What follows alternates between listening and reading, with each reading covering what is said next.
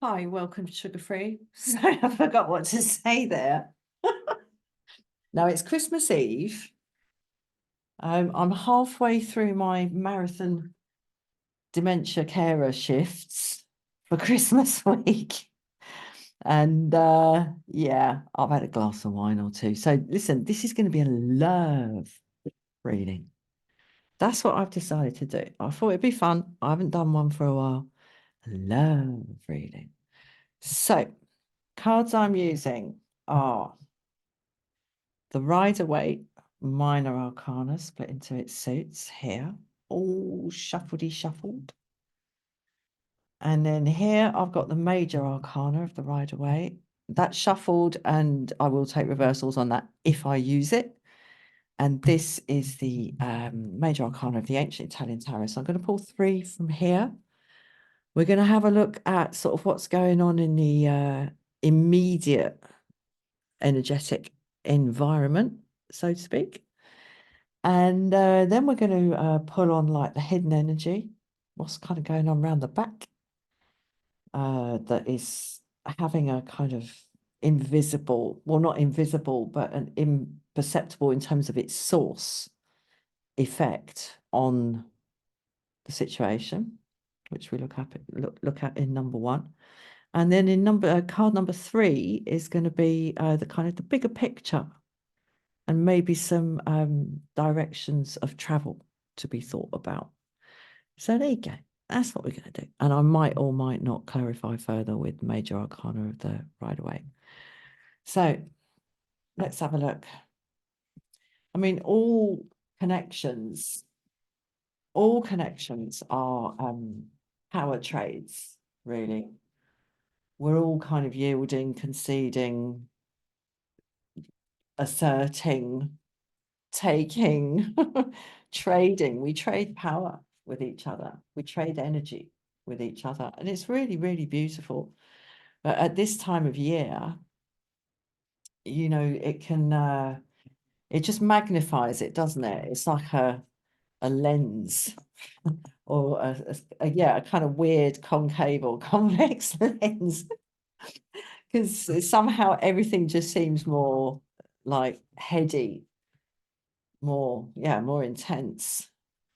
And you know, if you've just met someone and it's all new, and then this is the first Christmas, and you know, there's something very kind of emotion, a little bit sentimental maybe around Christmas, but it's nice. It's nice because you know, we are sentimental creatures, we're emotional creatures. But yeah, or whether you're in a long established thing, and you know, basically the happier, if you're happy, you're going to be happier over this time.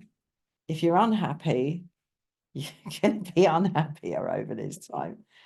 You know, if things are like nice and swimming, they're going to swim along, you know, in really like it's special. It's a special time. Can't put it any more succinctly than that. So I will stop gabbing and pull 3 Major Arcana. Okay, we've got the Hanged Man.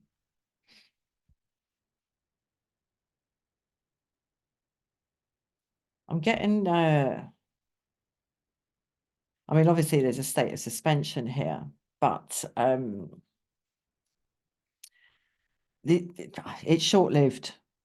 It's a short-lived sort of suspension of normal rules or normal kind of, yeah, normality, basically. It's like timeout. Oh, okay. Right. Well, what occurs in this timeout is it's change and sort of undeniable change. And the understanding that every new thing that comes in sort of destroys what was already there. Our lives and the world are constantly breaking down and rebuilding and breaking down and rebuilding and breaking down.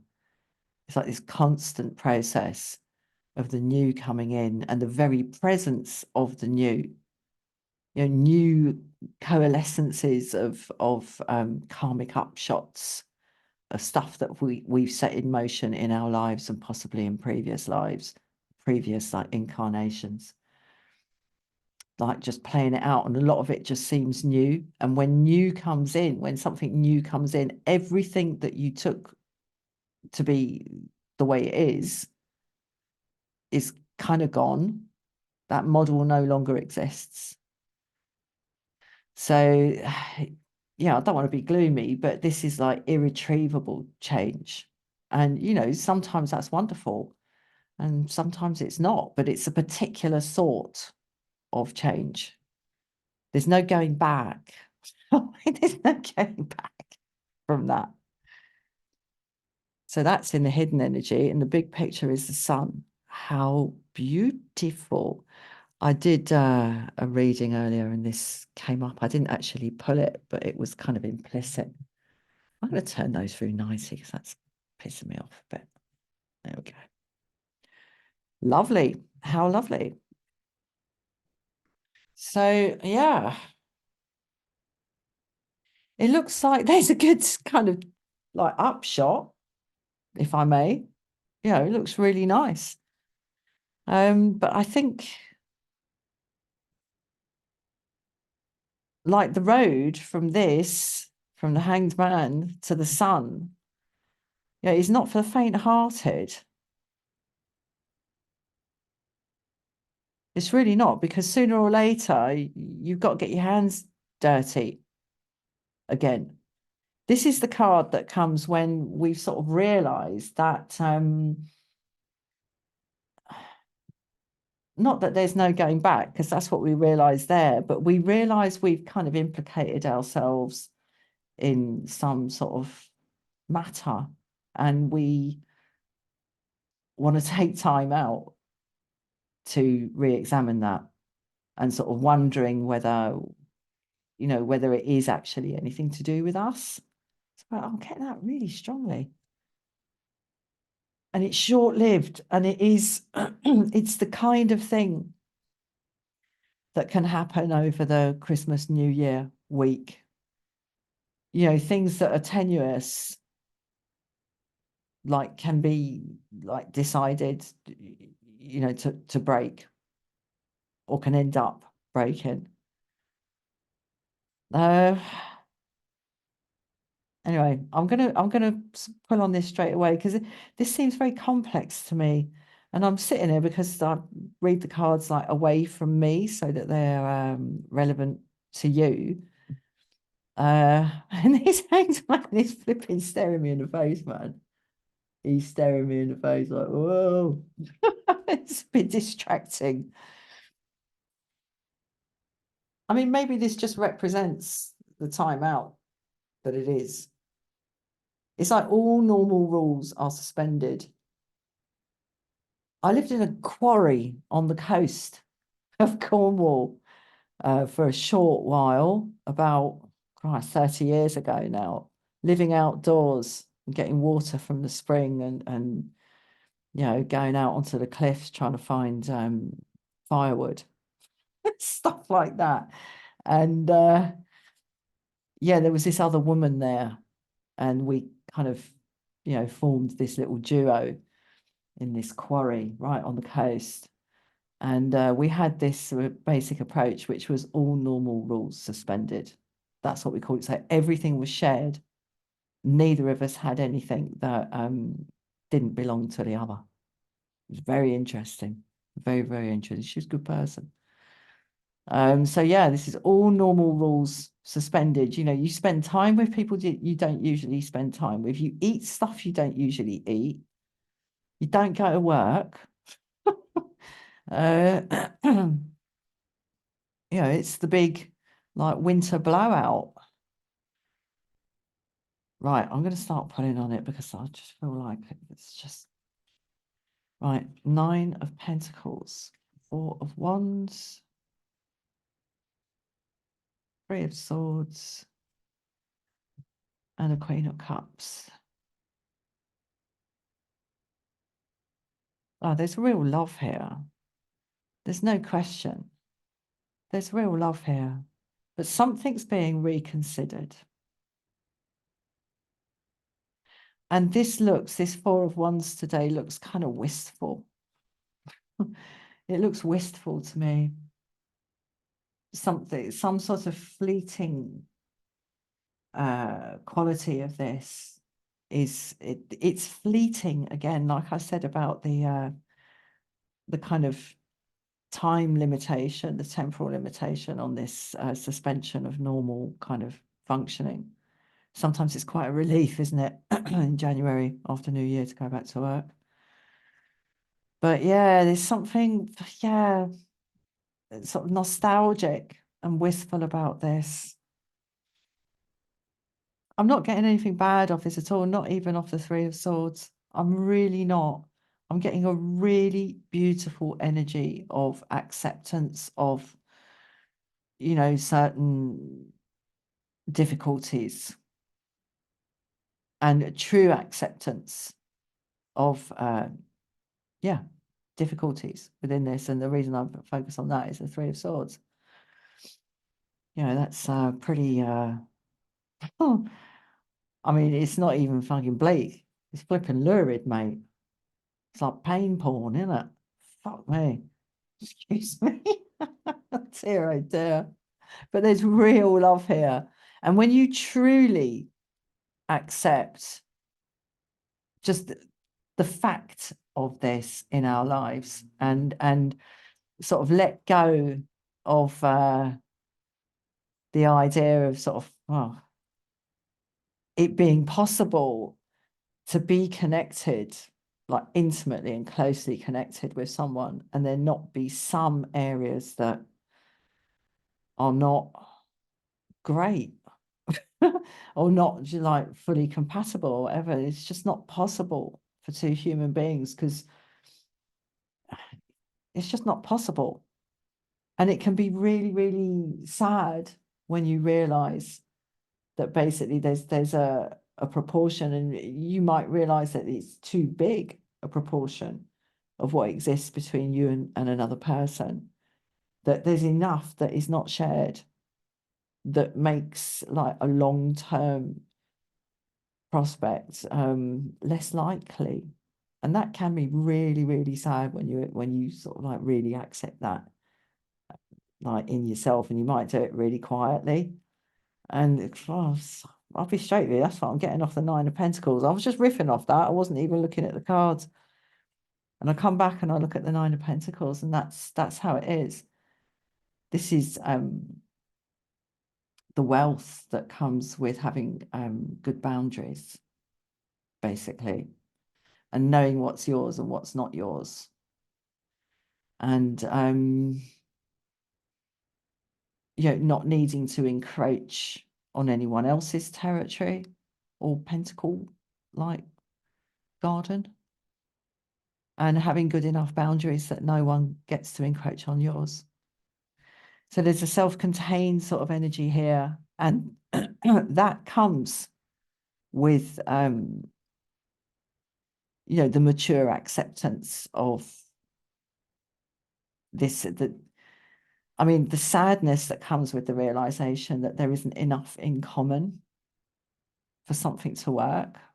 The sadness that comes with that is the emotional aspect of it. But first you have to take it on board just as like a kind of fact.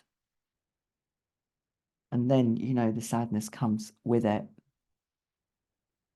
But, you know, it's not necessarily, I mean, I'm really, really not seeing straight away in this like some sort of disaster looming. I'm not. And how could I with the Queen of Cups there?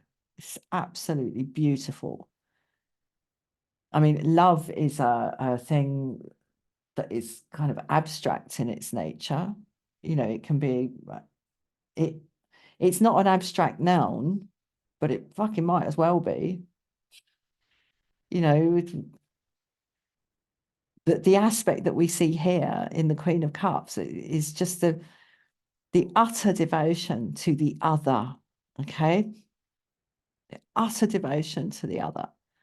And that being like the hub of the wheel. It's love given, bestowed upon, like sent to, beamed at somebody else, basically. It's absolutely, it's beautiful. It's really, really beautiful. And you know, I get the feeling that this has been survived. Okay, this has been survived. And yet, there is something perhaps in the past. Maybe in the past it was like this Four of Wands, this celebration, this willing, lovely coming together of people to sort of seal something, establish something. You know, this is a kind of high class, if you like, marriage going to be taking place here, and that's two powerful families coming together to like seal something, create a connection. Yeah, and it's happy and it's wanted, but I do get a nostalgic thing of this. But you know, there's nothing, as I say, like impending flipping doom going on here at all. I see an acknowledgement that we're in an unusual period of the year, and you know, basically we're good. We're good in this Nine of Pentacles because we're able to do this, to give love, because we accept this. Three of Swords, the pain that comes with difference, basically. The pain that comes with the fact that we are different from each other. Because people say, oh, you know, I wouldn't like it if everyone was like me. It'd be really boring. It's like, no, it'd just be really fucking peaceful. I don't know if I still believe that, actually. I haven't had that thought for quite a while. I don't know if I still believe that. Perhaps it would be boring. I don't know. But this wistful aspect here of the Four of Wands, it doesn't mean that it's a dead duck. It really, really doesn't, especially with this Queen of Wands energy here. So with that in mind, there's a much more kind of compassionate philosophy now around I Tredici. Oh, Grimo here. Is that there's something sort of merciful about this. And if you think about it, it really, really is like that. And this is one of the lovely things about the Buddhist approach, like an impermanence. And if you really, really take it on board, it is truly liberating. Because the more you take on impermanence on board, the less, simply through experience, you're going to be trying to push things or people to a particular outcome. Because apart from anything else, you accept that even if you achieve that, it won't fucking last. Impermanence. And, you know, then you can really begin to live, excuse me, in the moment, in a much more dynamic and kind of fruitful way. But, you know, we fear it. And, you know, we spend a lot of energy trying to create lives that are stable, Four of Wands, and won't change. And then we feel frustrated and bored in them. Never fucking satisfied. And that's, yeah, it's another thing in Buddhism, is like the old dukkha, suffering. That's a terrible suffering, to be never satisfied. It's awful. Like, check out Hungry Ghosts, Tibetan Buddhism, Hungry Ghosts, and you'll see. So let's pull on this. There is something kind of rather, I don't know, merciful. I'm getting off it. And it is merciful to let go of the idea that you can like fix something and have it always there like that. To let that go, the pressure of that, to really, really let that go is a sweet relief, because then you live with what is and not what exists in some kind of, self-created thing in your own noddle. The pressure of that is awful. Anyway, let's keep going. Okay. Yeah, well, it's very difficult to let go, isn't it? Four of Pentacles. Look at him. Look at him. You see, what he doesn't realize, that by holding on to all those pentacles and not like trading them, not exchanging them, not making it dynamic, the mistake he's made is that he thinks that he's kind of protecting himself in terms of his power and retaining his power, like holding back. But all he's doing is getting poorer by the second, because the market is out there, the energy market, so to speak, the energetic market is out there and trading. It's happening. And as that happens, the value of everything, including wages, goes up and there's growth. And so by not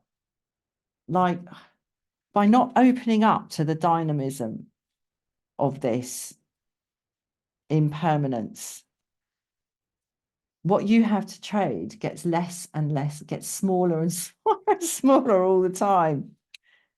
You're not protecting anything. You're just becoming smaller. It's non-expansive. It's like the old clench sphincter. It's fear, isn't it? If I hold on to it all, then I will never have to face this. I will never have to face impermanence. I can keep it. I can keep it. I can keep it. You can't. It doesn't work like that. Well, he's holding on to all that. Everyone trading in that city behind him has got richer and richer and richer. And the worst of it is that the fucking currency's changing. What he's got there is just like worthless bits of metal. Oh, man. There is a wish to kind of look further, but it's quite small, this wish. Oh, it's the fear of that, isn't it? Do you know what? Yeah, Ten of Swords we got there. I've thought this for a long time, and perhaps my attitude's changing to it now because I'm older and I can feel my body, like the effort it takes to move my body around in my late 50s is just simply more than it was in my 20s or my 30s. Everything's become denser and heavier, basically. And I've wondered over the years, like say if you were an athlete and you train for a race, or you're training and you pull, you feel a little muscle go. You got two choices. You either stop or you go on, like round the circuit, and you will either run out the stitch, run out the cramp, run out the pull, run out the twang, and smooth it out by just keeping going at a steady pace. Or you might make it worse, in which case it would have been better if you'd stopped. And it's that thing about how do you know when whatever is happening to you is the last time it's going to happen? How do you know when you can't do it again because you simply don't have the fucking wherewithal to do it again? And that if it happens again, basically, and it will, this is the awful thing that basically you won't be able to take it. There's a lot of fear here about this, like anal retentiveness here in the Four of Pentacles. This kind of like, yeah, I'm gonna look at the globe in front of me. Let me see. I haven't got my yeah, we really can't see what he's looking at from that. I think he is looking at the globe. There's a sort of hint of an eyelash hair on that turned away face that looks like it's looking at the globe rather than the landscape. It's like that thing about pointing at the moon and saying, look at the moon, and there's everybody looking at the finger and not the moon.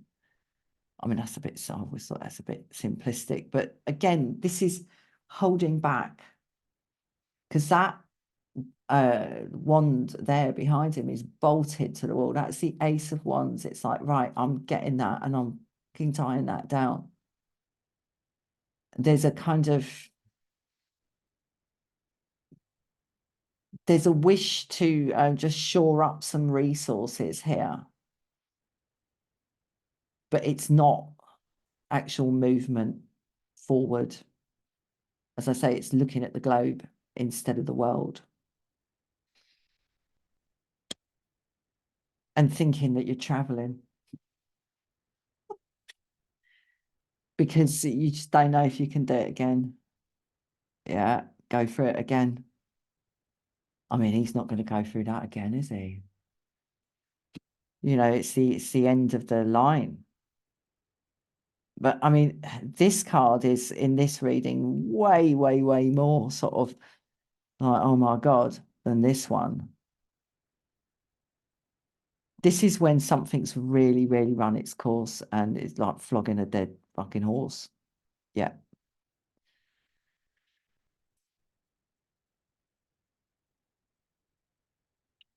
And the Three of Cups.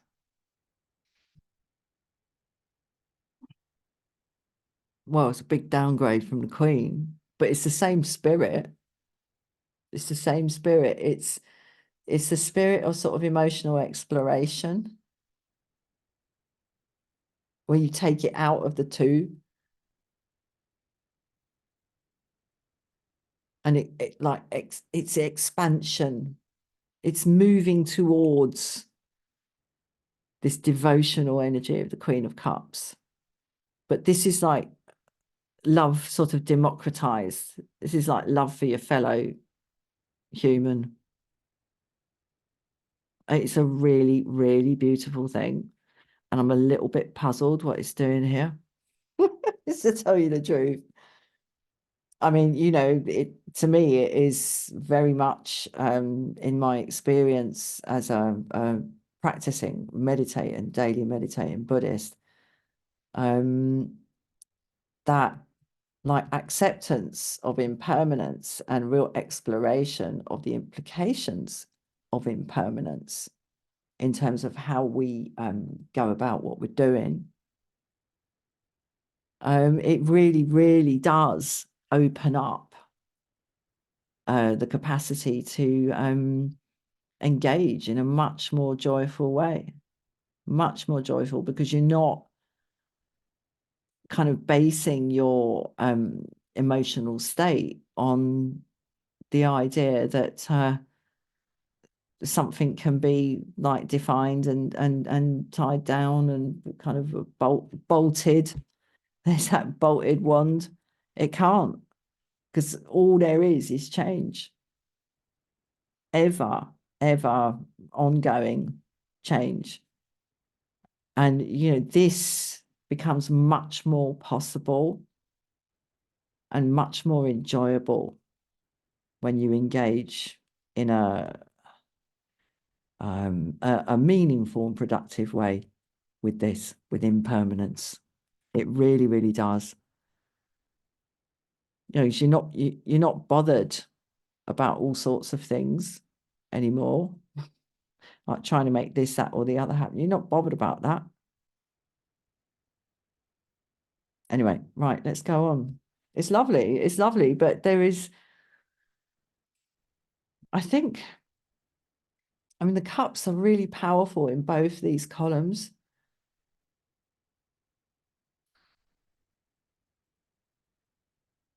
there's a fear here that if we engage with really, like, it's easy for me to sit and go, no, engage with impermanence. But if we really see that the other person is completely their own creation, their own set of phenomena, they've got their own thing going on in their noddle and in their body. They're having all like their own thoughts and sensations, and they are their own country and they are their own law. We are all our own law. And, part of what we have to do as humans is improve through learning the way we apply the law of ourselves, the laws unto ourselves that we are. And that, to mix that with this like knowledge that nothing stays the same, everything is changing all the time. To mix that respect, extending the respect to other people, that they are simply who they are and what they are, and they are not ours to push or mold into doing this or that, or into being this or that, or into wanting this or that. They're not ours to do that with. They belong to themselves. And then things really, really open up when you put that together with the awareness of the unending unfolding of the new. Beautiful, beautiful energy, but very, very intense, because there is this big fear that we are not strong enough to go there, and that if we go there, something will be over. All right? That's the fear. That's what this Ten of Swords is. There's a very strong pull here. Very strong. I mean, for the Queen of Cups to be in the immediate 3D environment, and for the Three of Cups to be in this like undertow energy of this second column, this is really powerful, this Three of Cups, and it's powerful enough. This is where I'm going with it. It's powerful enough to manifest in the 3D as the Queen of Cups. But we don't want to lose someone. We're scared that something will be over. And that's what's holding us back from allowing change to unfold. It's not a matter of not doing stuff and of not sort of, trying to make stuff happen, because, we have to do that, or we get out of bloody bed. We've got to do stuff. But it's about doing stuff with this applied into how you do stuff, what you do and how you do it.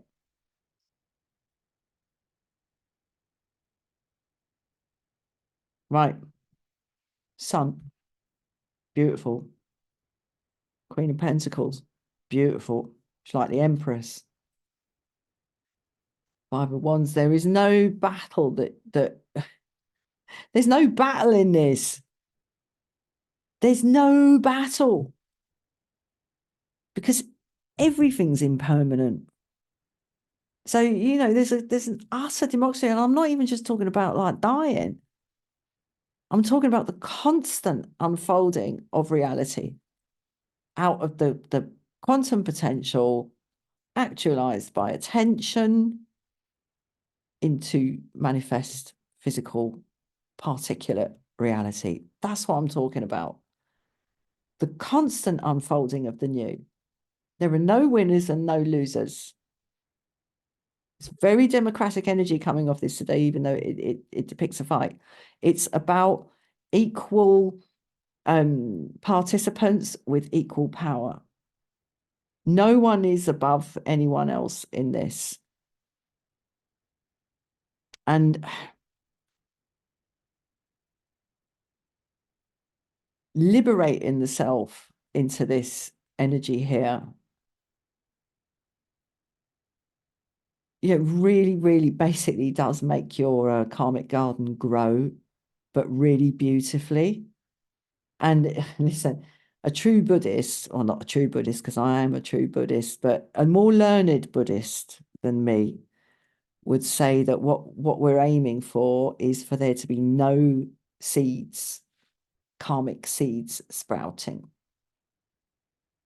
And, that does mean basically having as little kind of neutral or unnecessary or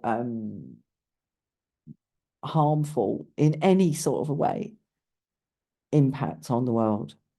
So that means really cutting down what you do, because a lot of what we do is kind of a bit useless, and some of what we do is actually a little bit damaging. So, cut down on that and up the activity in the world, the action in the world that is beneficial. It's as simple as that. It's as simple as that. And this is key to it. Absolutely key to it. So there's less and less happening. We're making less and less happen. And beautiful things come of it. This is like the upgrade from the 9 here. It really is. And as I said, there are no winners or losers in this energy.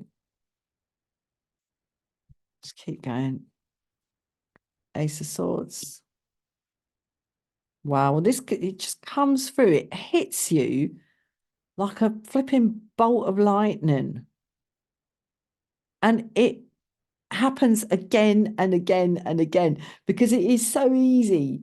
Like, even as a daily practitioner of silent meditation and other like associated Buddhist practices, where the complete suspension of action, pretty much even breathing in meditation, like really, really gives a taste of what it is like to be fully awake in a state devoid of the creation of karma, the carrying out of any action. It's like, what is the mind then? What is the body? What is the self when, you're doing nothing, but you're awake? Like, proper job, absolutely nothing. Like I said, not even breathing, like for periods. Then impermanence really starts to shine through. It really does. But you get off the cushion because you got to like do the day and everything, and it's so easy to kind of, I don't know, freeze back into that position where everything's fixed, and this is my home, and the sofa's there and the kitchen's in there, and then I go here and la di da di da, and it's very, very easy to sit back into that. And you've got to slice through it again and again and again, and just keep slicing through it. And like, have confidence that this ace ever renews. This is renewal. And it kind of gives the lie to this fear of a permanent ending of something. Because if everything's always changing, then nothing is ever permanently ended. It isn't, because we just do not know what kind of karmic waveforms are going to like coalesce on the like the net, the lattice of what we've created and what we create through our consciousness. Nothing is permanently over. Even when people die, they still exist in our minds, and stuff can still happen because of them. And knowing that Yeah, that's, I suppose you could say, the upside of impermanence. Knowing that gives the lie, as I say, to this fear of a permanent end. There is no permanent end. There is no permanent end until enlightenment, of course, when the flame of karma is blown out. Right, that's nirvana. And look at that, the Ace of Cups. Again, ever renewing, ever renewing. Oh my God, the endless source of love. How beautiful of all the cup cards. There are some really miserable cup cards, but we didn't get any of them today. It's absolutely lovely.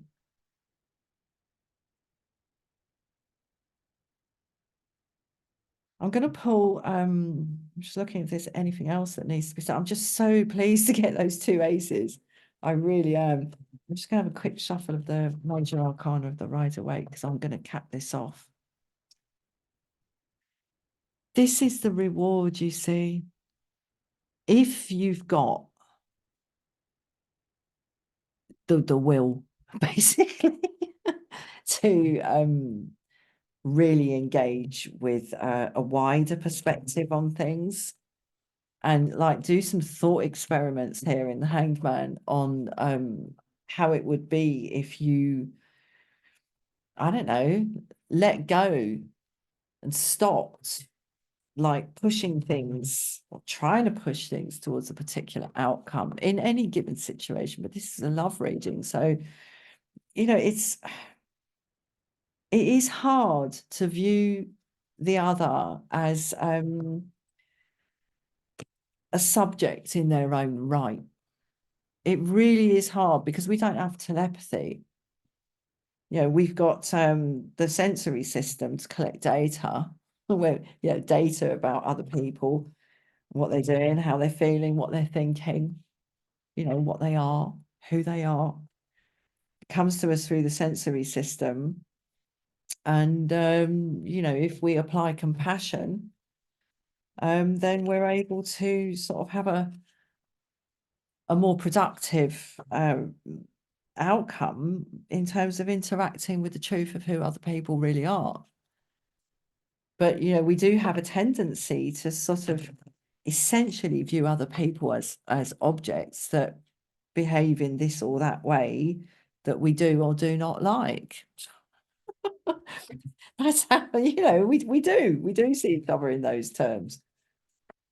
And you know, like I said, perhaps the wish to control things and make people behave in certain ways, doing things they're not doing and not doing things they are doing, changing this and changing that because we want them to, you know, it's not going to get us very far. It's certainly not going to like give us the location and the permission to drink from this source. Certainly not.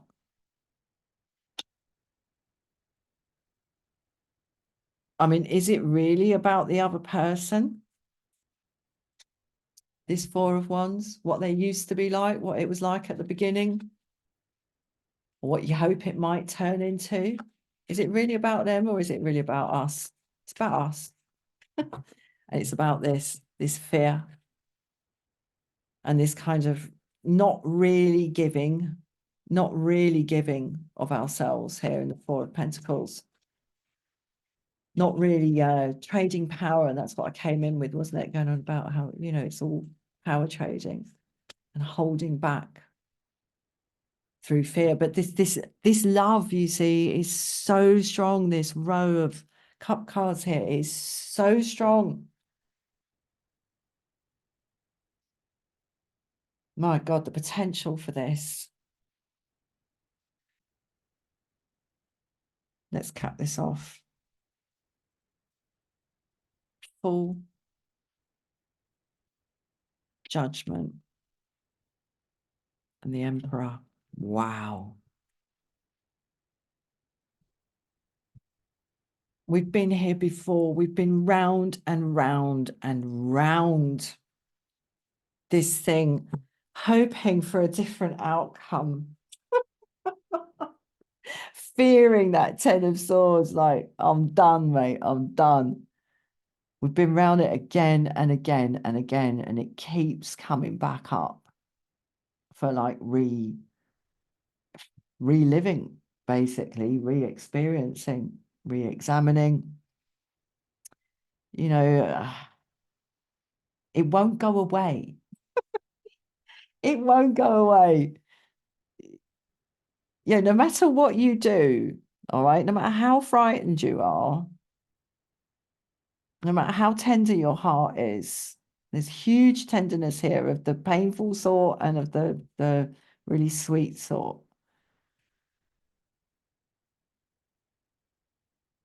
You're going to have to go on kind of like rising to the challenge again and again and again. Yeah, until everything is out on the table. The back of the karmic cupboard has been like thoroughly hiked out and everything's been gone through and sorted. It has to be done before anything can be moved on to. And so that's the Judgment card there in this position. The Fool here in this position, it's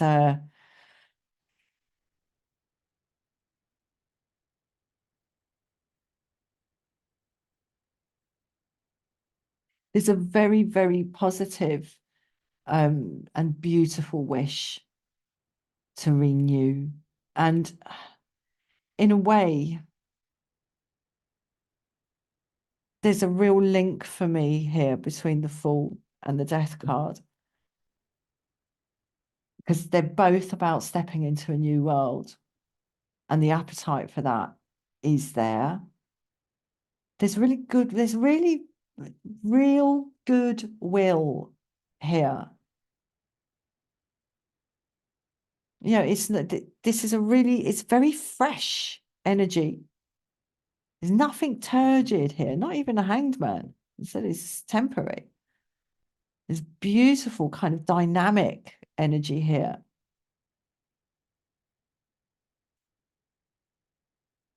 But until it's possible to let go of trying to hold on, you know, in metaphorical terms, to this metaphorical stuff here that's been swept up. We've got tools, we've got weapons, we've got jewels, we've got books, we've got all the trappings of power, of life, except that artist palette. And that, you see, when you go more deeply into the implications of impermanence, because it is scientific fact, you know, it's not just an attitude, it is actually like true. when you really start going more into the the implications of it, life does get very, very interesting.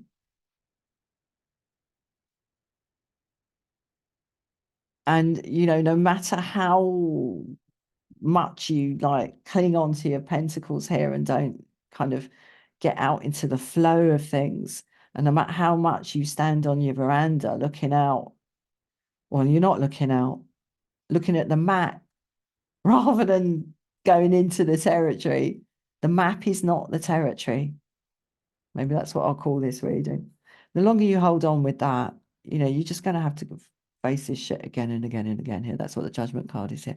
And the Emperor is here just to back up the absolute rectitude of this energy here. It really, really is. It really is. So I'm going to leave that there. The map is not the territory. And the map is the mind. I mean, in the end, everything's mind. Everything. That's one of the schools of Buddhism. Mind only. Everything is a manifestation of the mind. But the map is definitely a mind thing. The territory is what it is, what it is. And it belongs to nothing but itself. So when you're dealing with this other person over this festive period, as they call it, are you dealing with the map? that exists in your own head, or are you dealing with the territory of the person in and of themselves with respect and compassion? That's what this is about. Map or territory. And I will leave that there. Thank you so much for watching. Have a wonderful time, and I'll see you again soon. Bye-bye.